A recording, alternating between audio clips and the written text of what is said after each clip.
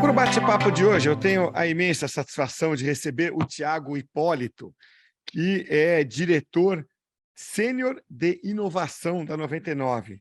Eu acho que a 99 é uma empresa que dispensa apresentação. Se você um dia precisou partir do ponto A para o ponto B, né, não com o seu próprio carro, nem com a sua bicicleta, nem a pé, você já buscou a 99 aí na lista de apps do seu celular. Ô, Tiago, muito bom ter você aqui. Obrigado por aceitar o convite para essa conversa de hoje. Eu que agradeço o convite, Cassio, e a oportunidade. Vai ser muito legal bater um papo com vocês e contar um pouco aqui da nossa trajetória, o que a gente vem fazendo, e falar um pouco de futuro, que eu acho que a gente está num momento bem propício para isso. É essa a ideia mesmo, Tiago. É isso aí que a gente quer ouvir, porque acho que vocês são uma empresa legal para falar disso, né? Vocês são vistos, né, como uma empresa de mobilidade, o que é verdade. Mas eu pensando aqui, né, com os meus botões aqui, eu vejo vocês também como uma empresa de tecnologia, né? Se eu tivesse ali numa prova que né, cravar tecnologia e mobilidade, eu ia ficar bem em dúvida. Talvez eu botasse um X nas duas, né? Por isso que acho que o tema é bem interessante, né? Como você falou de passado, futuro, né? E é isso, né, Tiago? A tecnologia está usada, vem sendo usada pela 99 para fazer uma conexão interessante ali, né? De app, motorista, passageiro. Imagino que seja uma parte, né, da base, dos pilares de vocês, seja esse tripé, né? Exatamente. E a tecnologia evoluiu nesses últimos, talvez, 10 anos, né? Bastante. É isso que eu queria te perguntar, né? Como é que a tecnologia evoluiu? Como é que ela vem transformando esse dia a dia de empresa, motoristas, passageiros? Então, muito legal, e você já fez um muito bom resumo, assim, do que é o nosso negócio. Acho que o primeiro ponto para destacar aqui é, de fato, a tecnologia. A 99 nasceu como uma empresa de tecnologia e já tem no DNA inovação. E a tecnologia, ela foi, na verdade, o habilitador para algo maior que a gente tinha como uma missão, e é a missão que a gente tem até hoje, olhando para frente, que é, de fato, transformar a mobilidade urbana. A gente chegou no Brasil há 10 anos, esse ano a gente faz 10 anos de Brasil, inclusive, para criar um novo serviço e complementar o ecossistema de mobilidade que já existia. E aqui, a tecnologia ela é fundamental até pela característica do nosso negócio. A gente é um marketplace e a gente conecta passageiro e motorista. E aqui o algoritmo que a gente tem para fazer essa combinação é algo fundamental. E esse marketplace nosso, essa combinação entre passageiro e motorista, é algo bastante complexo. E se a gente olhar para a característica dele, ele tem que funcionar naquele exato momento, naquele exato lugar. Para fazer com que isso funcione, a gente tem dois grandes pilares: tecnologias, processos e pessoas. É assim que a gente olha para o nosso ecossistema e é assim que as coisas se combinam, sempre com uma ótica de levar uma melhor experiência para os usuários. Perfeito, é isso aí. E é, é, qual é o ponto crítico assim da tecnologia para vocês, né? Porque, como você falou, ela é um habilitador, né? Do inglês a gente adora o enabler, né? Qual que é o ponto assim crítico para vocês, Tiago, do ponto de vista da tecnologia? Porque a tecnologia, como a gente fala aqui no podcast, não é meio, não é fim, né? Ela tem que ser usada como meio, não como fim. Onde que está o desafio hoje? É usabilidade? É entender o cliente, o que ele está buscando? Enfim, onde é que vocês investem mais energia quando vocês pensam em desenvolvimento de tecnologia? Quando a gente fala de tecnologia, tem duas coisas principais que a gente coloca muito foco. A primeira delas é na parte mais, de fato, algorítmica. Como é que eu consigo ser mais eficiente para levar o melhor nível de experiência para aquele motorista, entender as necessidades, como é que eu olho de uma forma mais ampla para aquela realidade, no momento específico do dia, por exemplo, uma situação de pico, final do dia, que as pessoas estão saindo do trabalho. Como é que eu direciono um melhor equilíbrio entre oferta e demanda, mais motoristas para uma região específica? Isso a tecnologia ajuda muito a gente. A segunda perspectiva, que é fundamental para o nosso negócio, que tem uma característica online e offline, na parte online, que é essa parte, né, de interação da pessoa quando ela vai solicitar o carro, todas as features, todas as funcionalidades que a gente tem no momento da utilização, as informações que são refletidas para o passageiro, é de fato a experiência do usuário. Eu acho que esse é um papel fundamental que a tecnologia aqui tem um habilitador muito importante. Como é que a jornada do meu usuário é melhor na utilização do meu serviço? Que tipo de informação é relevante? Quais coisas são importantes para eles, quais são as funcionalidades que vão agregar valor, né? E eu fiz referência aqui ao online e offline, porque, na verdade, o nosso negócio acontece na rua, na prática, ali na interação de Uhum. pessoas dentro de um carro, Sim. né? E aqui também, nessa interação, um dos aspectos super importantes que a tecnologia ajudou a gente muito e para tangibilizar, por exemplo, concreto, é segurança. Então, a gente desenvolveu todo um ecossistema de segurança, no qual eu faço validação prévia com via algoritmo de quem é o motorista, passageiro, essa combinação entre os dois. Então, tem todo um ecossistema de segurança que a tecnologia também foi um habilitador dentro dessa jornada.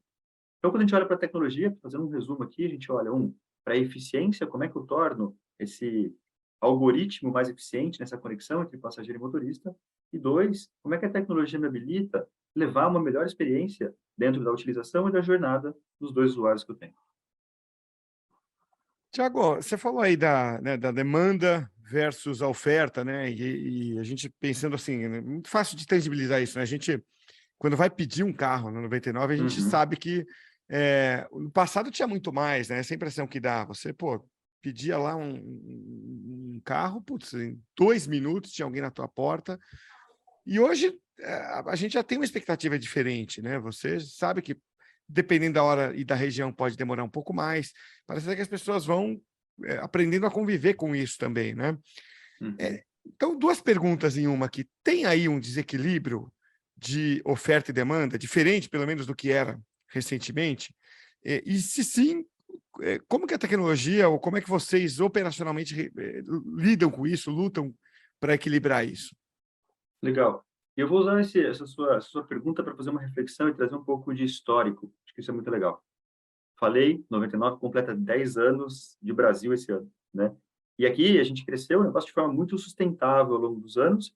E lá em 2019, 2020, né, principalmente 2020, o ecossistema nosso transformou por completo, justamente em função da pandemia. E aí o que aconteceu, e trazendo um dado super concreto do nosso negócio, março, abril de 2020, quando a gente teve a parte mais crítica da pandemia, quando a gente tinha mais incertezas, o full lockdown, nosso negócio caiu o volume, isso a indústria como um todo, 80, 90%. Só que no final de 2020, quando a gente olha para um número absoluto de corridas, esse negócio já era maior do que o início de 2020. E qual foi o comportamento que mudou aqui, que foi bem impactante? A gente teve que fazer uma revisão geral da nossa estratégia, principalmente do ponto de vista de foco. A demanda cresceu mais do que a oferta. Traduzindo isso para o nosso dia a dia, a quantidade de passageiros solicitando corridas é maior do que a quantidade de motorista disponível, eventualmente, para atender. Isso quando eu falo numa crescente de negócio. Então, desde 2019, desde 2020, especificamente, a gente começou com todo um pacote de iniciativas, de programas, combinando tecnologia de novo aqui, né? Com coisas até de campanhas direcionais para os motoristas. Então, em 2020, a gente tem um foco muito grande em iniciativas, por exemplo, de proteção sanitária para os motoristas. E, em paralelo, iniciativas de ganhos adicionais para os motoristas. A gente criou um programa que chamava Programa Mais Ganhos, para, de fato, tentar mitigar, de certa forma, todo o impacto que a gente tinha, né, em função da pandemia, nos motoristas. Então, a gente, em alguns momentos, zerava taxa, a gente aumentou, de fato, a remuneração do motorista. Esse foi um programa super importante ao longo de 2020 e principalmente 2021. No final de 2021, a gente começou a revisar a nossa estratégia e olhar uma perspectiva um pouco mais de futuro. E foi aí que surgiu a área que eu lidero aqui no 99 hoje, que é a nossa área de inovação. O nome dela é Driver Lab, justamente fazendo referência ao nosso parceiro, ao nosso motorista, e Lab num conceito aqui de inovação, de olhar para isso, olhar para o futuro, para essa situação que você acabou de descrever, eu reforcei aqui, esse equilíbrio de marketplace, com foco no motorista, pensando em três grandes objetivos. O primeiro deles é como que eu garanto um melhor acesso aos carros para o motorista. Como é que eu consigo habilitar novos motoristas para se tornarem parceiros da 99? E aqui, o acesso ao carro ainda é hoje uma grande barreira. A gente criou algumas iniciativas de facilitar esse acesso. O segundo grande pilar é como que eu olho para os custos do motorista, ou melhor, para a rentabilidade do motorista e crio iniciativas direcionadas para, reduzir custo, ou dois, aumentar a rentabilidade dele enquanto motorista no 99. E três, é uma visão de mais futuro, que aqui a gente fala muito do carro elétrico. Mas é olhar para o futuro do nosso negócio, antecipar algumas tendências e ser de fato agente de transformação. Fazer com que o carro elétrico seja uma realidade no curto prazo também para os nossos motoristas. E aqui vou só dar um spoiler, mas acho que é super importante antecipar aqui. Por que do carro elétrico? Um dos motivos do carro elétrico é que o custo operacional do motorista, comparado com um carro tradicional, por toda a eficiência, chega até 80% de redução. Então, apesar de ele ser um carro mais caro, por enquanto, de fato, para o motorista, além de aspectos como experiência, usabilidade, segurança, o custo operacional dele chega a ser 80% menor quando comparado com um carro tradicional. Por isso, que a gente vê que é o futuro da nossa indústria e nessa direção. Deixa eu explorar um pouquinho, então, esses 3 pilares aí do Driver Lab, então, que você trouxe, Thiago, né? Garantir acesso ao carro, iniciativa para melhorar a rentabilidade, a vida financeira do motorista e o carro elétrico. Eu queria dar um zoom aqui, pelo menos em 2 deles que me chamam a Fique à atenção, vontade. né? Claro.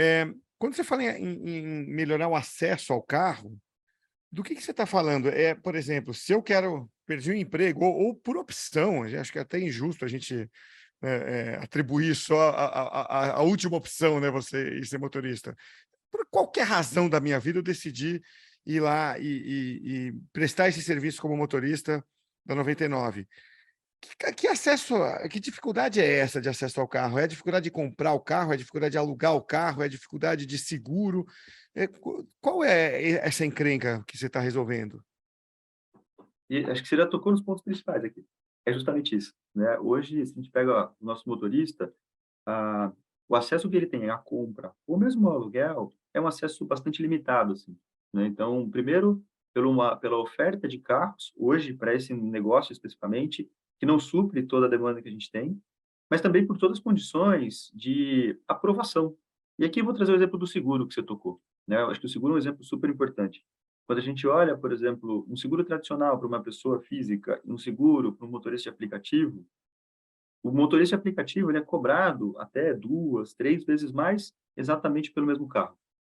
E aqui a gente tem um papel transformador, como 99, como plataforma, de ser de fato o habilitador disso.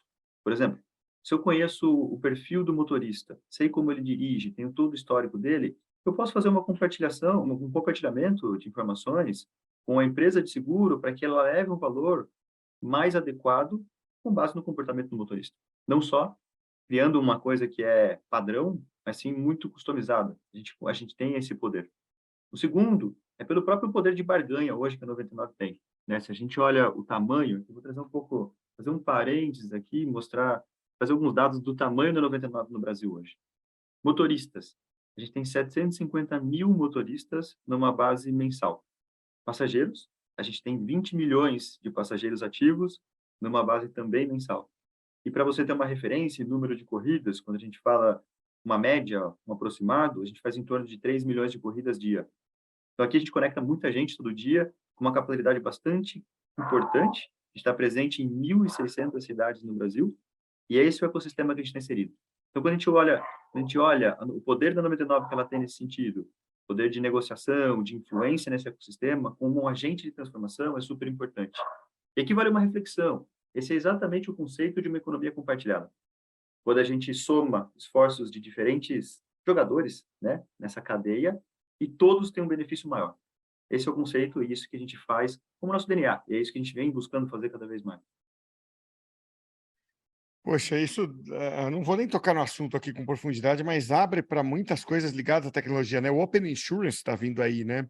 Que é justamente Exatamente. como o Open Banking, né? Você é dono dos seus dados. Então, se eu sou motorista, eu posso escolher, né, que meus dados sejam enviados para uma, sei lá, Porto Seguro da vida, só para citar um nome qualquer aqui, sem nenhum tipo de propaganda. Mas vocês já vão em linha, então, com esse conceito dos dados abertos, né? Claro que deve ter limite legal para isso, limite até de prática de mercado, mas acho que já vai um pouco em linha com isso, né, Tiago, de você usar os dados para facilitar a vida da seguradora também, né? Porque Perfeito. para ela interessa saber, poxa, aquele é um motorista responsável em 10 anos de mercado ou de atividade, bateu poucas vezes e tal. Me interessa, como seguradora, dar um seguro vantajoso para aquela pessoa e diferenciar de uma outra que em um ano bateu o carro 3 vezes. Vai nessa linha também dos dados abertos, né, Tiago? Vai. E aqui acho que é muito legal essa reflexão, né? Porque, claro, a Acho que como premissa básica de tudo que a gente faz aqui, a gente tem LGPD, tem as leis que respeitam a privacidade da pessoa que é dona desse dado. Mas tem muitas formas diferentes de a gente atuar isso, acho que essa que você tocou é uma delas, mas mesmo a gente, como o acesso que a gente tem à informação, como é que a gente cria padrões, gera referências e traz informações adicionais para ajudar, por exemplo, a seguradora numa tomada de decisão mais massiva. E não só por um caso pontual, por uma situação específica. Então, aqui, muito usando também algoritmo, dados mais gerais, com análise, a gente consegue refinar e criar modelos específicos para isso. E aí, eu vou fazer uma outra referência de algo, assim, já puxando para o segundo pilar, se você me permite, que é a parte de, por exemplo, melhorar a rentabilidade ou trazer Uhum, acesso a outras coisas para os motoristas, né? sim. Conecta um pouco com o que a gente está falando, mas recentemente a gente fechou uma parceria com uma startup de consórcio, chama Maicon. E aí, super legal, porque a gente olhou de fato essa característica que eu estou te falando. A gente olhou para a característica do motorista com esse agrupado de dados e criou um produto específico para a necessidade do motorista. Então, por exemplo, aqui, ele primeiro tem a melhor taxa do mercado hoje, e segundo, até a contemplação dele no consórcio, ele paga um negócio que a gente chamou de meia parcela, um valor reduzido, porque a partir do momento que ele é contemplado, aí sim ele vai comprar o carro e ele deixa, por exemplo, o carro que ele tinha alugado e passa a ter o carro dele. Então a gente está Sim. criando, olhando para os nossos dados, e aí quando eu me refiro a olhar dado e usar o dado como tomar decisão, acho que esse é um bom exemplo. A gente customizou um produto de prateleira para uma necessidade específica do mercado e esse produto tem sido um sucesso, assim.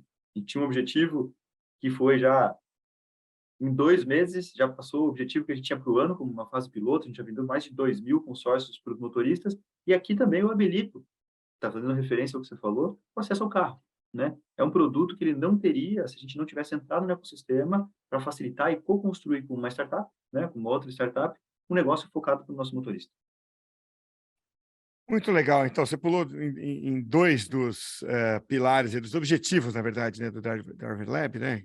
Que é isso, né? Acesso aos carros, aí você passou aí pela rentabilidade, que obviamente melhora, porque poder de barganha da 99 chancelando uma operação é diferente do poder de barganha de uma Perfeito. pessoa física sozinha, né? Por mais esperta que ela seja, por mais currículo que ela tenha, ela nunca vai ter um poder de barganha, né, de uma empresa que opera essa movimentação. E o terceiro pilar que você trouxe é essa visão mais de futuro, né, do carro elétrico, Uhum. né?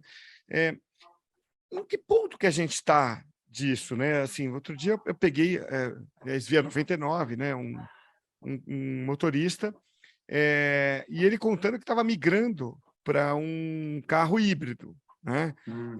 Então, aquela coisa, a gasolina custa tanto, gás, tal, pô, mas o híbrido já deve ajudar. E já estava fazendo essa conta, né? De, putz, quanto vai economizar de gasolina, tal.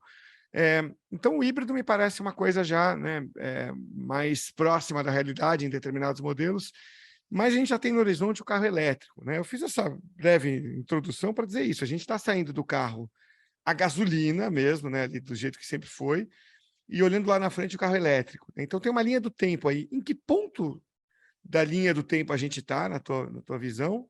E o que falta para a gente chegar num carro elétrico que realmente compense, né? O quanto você paga a mais nele, você compensa com a economia de combustível, ou até o carro elétrico tem um preço competitivo, né? E como é que Uhum. vocês estão vendo isso? Não, esse é um dos grandes focos, um dos grandes pilares que, de fato, a gente tem investido muito tempo ao longo desse ano. E aqui te falei, eu dar um pouco de contexto, né, da onde surgiu, aonde a gente está e para onde a gente está vendo aqui. Vou fazer até trazer algumas referências aqui. A primeira referência que eu queria trazer para vocês aqui, que eu acho que é super legal, é trazendo a referência do maior mercado e do mercado mais maduro de carro elétrico do mundo hoje, que é a China. Aham. E na China, a gente tem nossa operação, né? A gente faz parte de uma subsidiária chinesa, a gente é subsidiária de uma empresa Sim, chinesa, do grupo Didi, né? E trazendo alguns números e tangibilizando, na Didi hoje, China, a gente já tem 40% da nossa frota de carros, né? Dos carros que estão conectados à nossa plataforma, elétricos. Isso significa quase 1,5 milhão de carros elétricos rodando nas ruas todos os dias. E quando a gente olha para os novos carros que estão entrando na plataforma, acima de 95% já são carros elétricos. Então, quando a gente olha para a China, isso já é uma realidade lá, muito por conta dos benefícios. E os benefícios aqui tangibilizados, a questão do custo operacional é o principal atributo. E aí, um dado que eu comentei, né, e eu vou reforçar aqui, quando a gente traz isso para a realidade do Brasil, o custo operacional do motorista ele reduz em até 70%. Então, mesmo hoje, 70% a 80%, mesmo hoje, com o custo inicial do carro sendo um pouco mais alto, ainda assim, nessa realidade atual, já faz sentido para o motorista do ponto de vista financeiro. Então, mesmo com um carro ou com valor de aluguel, vamos pensar no valor do aluguel, porque esse acho que é um modelo que funciona muito bem, que funcionou na China, a gente está trazendo para cá. O custo operacional do motorista hoje, ele já vai ter uma economia de uns 30% se ele fizer a migração para um carro alugado elétrico, em função dessa economia que ele tem. Claro, isso aqui pode variar em função de custo de combustível, tem toda essa flutuação também, mas um dado macro é por aí.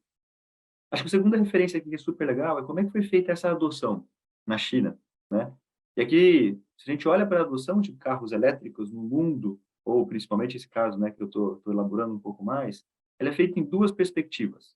Carros de alto luxo, como a gente conhece, uns Teslas, esse tipo de coisa, e carros massivos, de alta rotação, de massa mesmo. E aqui, o mercado de aplicativo, o público, o motorista de aplicativo, foi o principal impulsionador, o principal alavancador da China, justamente por esse cenário que eu acabei de colocar. Então, quando a gente fala da adoção de carro, adoção massiva de carros na China, passou necessariamente pelo público de motorista de aplicativo, eles foram não só os primeiros, mas também como habilitador de toda a infraestrutura associada a isso. No Brasil, ainda, a infraestrutura é muito incipiente, né? A gente começou a pensar no carro elétrico, até julho desse ano, a gente bateu a marca de 100 mil carros vendidos, 100 mil carros elétricos vendidos no Brasil, e a infraestrutura hoje, a gente deve contar com 1.500 postos de carregamento, que não é suficiente para uma escalabilidade em massa. Só que trazendo para o nosso negócio de novo, o que a gente fez? A gente tinha isso como uma dúvida, né? Então, a gente tinha a referência da China, mas no Brasil a gente não conhecia. E a gente criou um plano muito robusto aqui, com passos muito bem definidos. O primeiro passo que a gente criou esse ano, que a gente tem muito orgulho até de falar sobre, é a Aliança pela Mobilidade Elétrica, pela Mobilidade Sustentável. Aliança pela Mobilidade Sustentável, que é um conjunto de empresas que estão pensando nesse futuro e com ações muito concretas e diretas. 99 lidera esse processo, e aqui a gente traz empresas desde fabricantes de carro, locadoras, e também, por exemplo, bancos que vão ajudar a gente no financiamento e até fazer com que isso, no futuro, seja uma realidade. Quando a gente traz isso com algumas ações específicas, a primeira coisa que a gente fez, a gente comprou, como 99, 2 carros elétricos e fez um teste de rua, um road test. Colocou os carros na rua para entender de fato qual que é o comportamento, como funciona isso no dia a dia do motorista. A gente coletou muitos dados, isso está habilitando a gente a criar em conjunto os próximos passos. Então, aqui, de fato, é um pensamento conjunto de como a gente soma esforços com diferentes participantes dessa cadeia para construir o futuro da mobilidade no Brasil. Acho que o segundo passo importante, hoje, a gente já tem mais 50 carros, e aí no modelo que a gente fez junto com a Movida, para alugar para os motoristas os carros e ampliar esse teste, já começando numa adoção um pouco mais massiva. Então, a gente vem construindo com referências internacionais, traduzindo para a realidade brasileira, mas com objetivos muito claros e concretos de cada passo que a gente gostaria de dar para poder ir evoluindo nisso. Algumas vezes eu escutei, né, quando eu conto um pouco dessa história, falo um pouco sobre isso, que o movimento que a gente está fazendo com a Aliança da Mobilidade é, de fato, antecipar o futuro. A gente está trazendo uma discussão que estava um pouco etérea, um pouco solta, para ações muito concretas e diretas para fazer com que isso se torne uma realidade no curto prazo no Brasil. Tiago, onde é que está a barreira para isso acontecer no mesmo volume, né? Eu acho que você mencionou um ponto aí, que é a estrutura, né? Hoje, como é que está? Pelo menos em São Paulo, né? A gente vai lá de vez em quando, entra numa garagem ali de um prédio, geralmente um prédio com uma infraestrutura melhor, um prédio um nível mais alto, né? Quero dizer assim, metro quadrado mais caro mesmo, é isso que eu estou dizendo, né? Seja residencial, seja um prédio comercial, você vê lá, às vezes, 2, 3 vagas e carregue o seu carro aqui, né? Geralmente elas estão vazias, você vê um carro lá, é até curioso, vê um carro plugado na tomada lá, mas é muito pouco, né? Então eu imagino que quem vai comprar um carro para trabalhar com ele, ou mesmo para fins pessoais, faz essa conta, né? Pô, o posto de gasolina tem um por esquina, pô. Eu vou ter que ficar caçando essas tomadas aí, né? Eu tô falando tomada de um jeito avacalhado aqui de propósito, tá? Eu sei que... Então, assim, na China como é que tá? Porque imagino que para ter esse salto lá, você tenha que ter resolvido essa questão lá. Uma pergunta bem simples, assim, onde é que vão estar esses postos de carregamento do carro? É em posto de gasolina? É realmente estacionamento da tua casa? Onde é que você prevê que isso vai acontecer? Legal. Como parte da aliança, tem também as empresas de infraestrutura. Algumas empresas que têm isso como core business, né? Como negócio principal, a gente de fato instalar, ou eles instalarem toda essa infraestrutura. E aqui acho que é um benefício muito grande da aliança, né? Então, eu vou fazer duas referências aqui. A primeira delas, olhando para o nosso mercado de aplicativo, de fato, os motoristas. Inicialmente, a gente achou que isso poderia ser uma barreira, um stopper para a gente escalar. Mas pela característica até, né, do nosso negócio, dos motoristas, aonde eles moram, o carro elétrico ele pode ser carregado na tomada de casa. Então, usualmente, ele acaba carregando, isso foi um dos outputs, né, um dos resultados do nosso teste de prova. Ele carrega o carro durante a noite. Durante o dia, ele tem autonomia suficiente para dirigir, eventualmente como uma parada ali, uma recarga pontual, só para complementar o final da jornada dele. Então, ele Tá. ainda, claro, posso levar uma melhor experiência para ele, mas ele não é uma barreira para a adoção para motorista aplicativo, dada essa característica. Segunda coisa, aonde vão estar? Acho que essa é uma pergunta super relevante. E também é um dos grandes objetivos da aliança. Como é que, em conjunto, a gente define uma estratégia? Por exemplo, do lado nosso aqui como plataforma, eu consigo gerar demanda para um local específico da cidade, ou entender qual que é o comportamento desses motoristas que têm os carros elétricos na nossa plataforma para direcionar para essas empresas os melhores pontos de instalação. Dois grandes benefícios.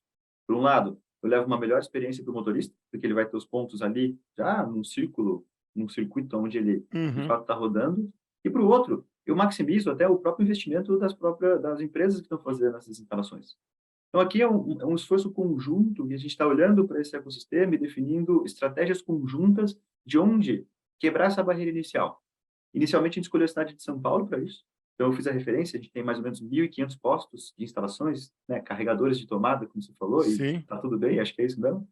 E a grande parte deles já está centralizada em São Paulo. Mas tem uma evolução bastante importante ainda, que parte desse planejamento da aliança, a gente está trabalhando em conjunto para justamente definir essa estratégia.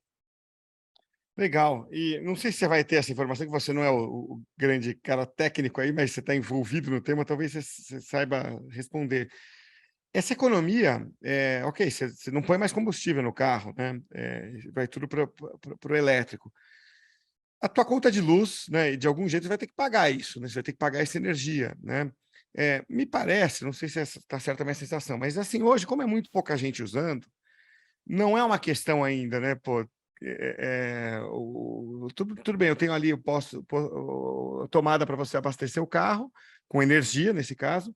É, como que se paga aquela energia e quanto se paga em comparação com o tanque de gasolina? Eu sei que encher meu carro, o tanque de gasolina deve dar uns R$ 200, né? Pouco mais que isso. E qual que é a mesma relação que a gente tem para a energia e como que é feito esse pagamento? Legal. Aqui, quando o dado que eu trago aqui, né, de fazer dessa economia de até 80%, de novo aqui, né, fazendo a ressalva, isso depende muito do preço do combustível, esse tipo de coisa, né, Sim, com essa flutuação, mas a gente já considerou nessa conta o custo do carregamento, utilizando como base a tarifa que a gente tem nas casas das pessoas. Essa é a base, tá? Então, quando a gente olha para essa diferença, para essa economia, o custo de carregar o carro na casa deles já está contemplado aí, tá? O dado exato, depois a gente tem os estudos, como eu falei, a gente fez testes, né? A gente colocou os carros na rua, a gente coleta essas informações dos motoristas, a gente até pode passar depois do detalhe, a gente pode elaborar um pouco mais sobre isso, mas acho que o número principal aqui é, de fato, 80% de redução do custo total, e soma tá. carregamento e manutenção. Acho que esse é outro ponto, a gente acabou explorando um pouco. O carro elétrico, ele também é muito mais eficiente do ponto de vista de manutenção e toda a parte mecânica. Então, a quantidade de energia, e aqui também, como você falou, eu não sou um cara super técnico, mas o quanto ele consegue converter de energia gerada para, de fato, o movimento, ele é muito mais eficiente nesse aspecto também, né? Isso gera menos desgastes e menos manutenção. Então, esses são os dois grandes elementos dessa conta que a gente faz. Legal. Então, eu estava fazendo uma conta aqui, cada vez que eu for abastecer meu carro elétrico, na tomada da minha casa vai dar uns R$ 50, né? Se eu estou gastando 250 mais ou menos de gasolina, eu encho o tanque de energia com R$ 50. Fazendo uma conta bem de superficial, bem de padaria mesmo assim, mas dá uma noção. Legal. E para a gente fechar aqui, Tiago, quanto tempo você acha que isso leva para virar realidade no Brasil, né? Considerando tudo isso, poder aquisitivo das pessoas, o movimento que se tem, infraestrutura, daqui a quanto tempo vai ser normal, assim, a hora que eu chamar um carro no 99, vai chegar um carro elétrico, eu não vou me espantar com isso. Quanto tempo você imagina? Não, legal. E aqui vai de novo os objetivos muito concretos que a gente está colocando como aliança, né? Então, essa é uma pergunta super difícil de responder. O que a gente fez, a gente mudou um pouco a abordagem. A gente falou, É, vamos definir objetivos. A gente trabalha sim, com esses objetivos como a nossa meta conjunta aqui. Então, para esse ano, a gente tem uma meta de ter 300 carros na plataforma rodando já esse ano, em São Paulo, como um primeiro início. E a segunda meta, que acho que é super relevante aqui, é para 2025, né? 2025, o nosso objetivo como aliança, como 99, é ter pelo menos 10 mil carros na rua. Então, aqui, se a gente concentra isso, por exemplo, em algumas cidades grandes, já passa a ser muito mais natural, já passa a ser muito mais usual essa utilização. E também e habilitar essa infraestrutura com 10 mil pontos de carregamentos públicos, né, que vão ser acessíveis por qualquer pessoa. Então, como aliança, a gente colocou esses dois grandes objetivos, justamente para a gente direcionar os esforços de maneira conjunta, com um objetivo claro, num tempo que é isso. Então, respondendo a sua pergunta do ponto de vista de tempo, até 2025, 10 mil carros e 10 mil pontos de carregamento. Esse é o objetivo, é para isso que a gente está trabalhando em conjunto. não, mas está bem respondido, então, tem uma meta. É aquilo, né, Tiago? Isso aqui não é um compromisso seu dizendo, ó, vai acontecer, até porque não dá nem Exato. muito para confiar quando alguém vem com essas previsões. As pessoas erram muito, mas gostam de fazer a previsão para aparecer, né? Não, o que você está dando não é uma previsão, é uma meta, né? Exato. Assim, né? É Pode um até ser que objetivo conjunto supere. que a gente... Perfeito. É um objetivo conjunto que a gente definiu, né? E aqui a gente Aham. tem os planos concretos, cada passo, como que a gente vai evoluindo até lá, e aí a gente vai ajustando à medida que a gente vai entendendo melhor, né? E acho que você falou, talvez, pode ser que a gente supere esse número. Então, a gente está trabalhando justamente nessa direção, e o fato de ter objetivos e metas concretas ajuda muito a coordenar os esforços. Eu acho que isso é super importante também. Muito legal. Tiago, eu quero te agradecer muito aí pelo seu tempo, pela explicação aí tão didática, né? E tão otimista, né? Porque, poxa, a gente ir para uma nova era do carro elétrico é uma coisa bacana. Não sei se você curte automobilismo, eu sou alucinado por automobilismo, vivo isso. Ou eu estou trabalhando, Legal. ou estou brincando de automobilismo de algum jeito, ou no kart, ou em videogame, seja o que for.